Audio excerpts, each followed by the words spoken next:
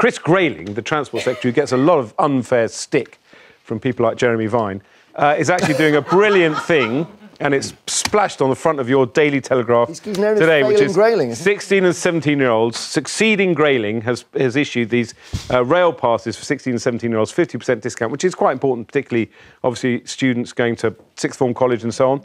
And also, apparently, for 26 to 30-year-olds, they're going to get a third off their fares as well. So all this is brilliant news from the hugely successful Chris Grayling. Where's the other story on it gone? Have you lost that one? Oh, what, this one here? Well, the one about massive hikes are intolerable. Yeah, which got lost in your pile. Massive hikes. Massive hikes. Applause for the story you just found. Well done, Ed. That was like a card. That was like a card player, that was. Literally yes. like that. Sorry, I didn't see it. We don't want that story. We want this story. He's a friend of David Cameron, isn't he? Ian, what a hero. What a hero. You broadcast, I'm going to hold it up. You broadcast a lot of commuters in.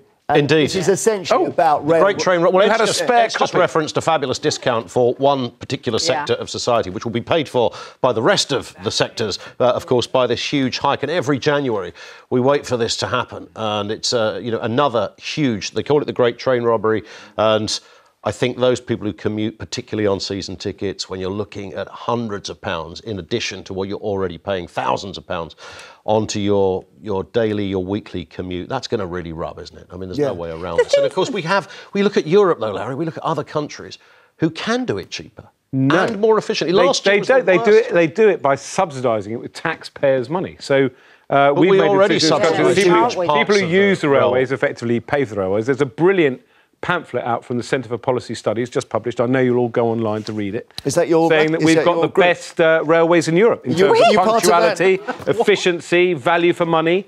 Millions of people, including Ed, you're Ian. not honestly saying we've had a good year for railways. Yes, and I'm also saying that Chris Grayling is the most successful member of the cabinet, which admittedly is not a very high. Do you know you didn't even get a laugh for that? We're just stunned. I know, they're stunned. Have you been brainwashed? How far can he go on this show? How far is he prepared to go? Can I just return to this idea of the cheapo travel for 26 to 30-year-olds? Go on. Which is also part of being...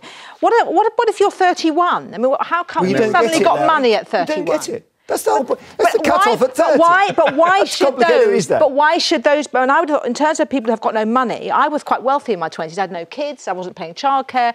It was actually when I hit my 30s, I was having... That's when I needed the help, not 26 to 30. Do you remember the... Was it the European rail card that you could travel? Yes. What was it called? Interrail. Interrail. Yes. You went interrailing. And I want to be able to do that at 53. It was no good at 18. You could go to Italy for about 26p. Yes, incredible. And you slept on the platform.